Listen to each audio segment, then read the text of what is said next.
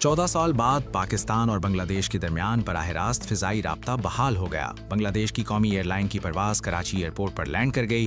बांग्लादेश की कौमी एयरलाइन विमान की पहली परवाज ढाका से कराची एयरपोर्ट पर पहुंची। परवाज की आमद पर खुसूसी इंतजाम किए गए और परवाज को वाटर सल्यूट पेश किया गया। विमान एयरलाइन की आमद पर कराची एयरपोर्ट पर खुसूसी तकरीब का भी एहतमाम किया गया। तकरीब में governor Sindh, Bangladeshi high commissioner और एयरपोर्ट हुक्काम ने शिरकत की।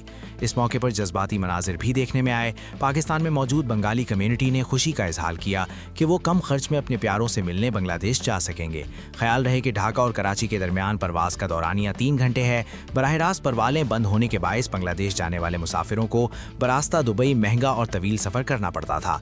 परवाज का इस्तकबाल director general Pakistan civil aviation authority Nadir Shafi Dar ने किया। लैंडिंग पर तैयारे को रिवायती वाटर कैनन सलामी दी गई। डायरेक्टर जनरल ने फूलों के गुलदस्ते पेश करके बांग्लादेशी मेहमानों का पुरतबाक इस्तकबाल किया और बादअज़ां फ्लाइट के अमले से मुलाकात करके उन्हें मुबारकबाद दी। इस मौके पर गुफ्तगू करते हुए डायरेक्टर जनरल ने कहा, अपने बरादर मुल्क बांग्लादेश की जानिब से विमान एयर का कराची के लिए अपनी इफ्तिताही परवाज पर खैर मकदम करना बड़े एजाज़ और खुशी की बात है। ये संगे मील हमारे वज़ीर आज़म की दूरअंदेश की आदत का मुँह बोलता सबूत है, जिनकी दूरअंदेशी और इलाकाई राब्ते के लिए गैर मुतज़लज़िल अज़म ने इस कामयाबी को मुमकिन बनाया है।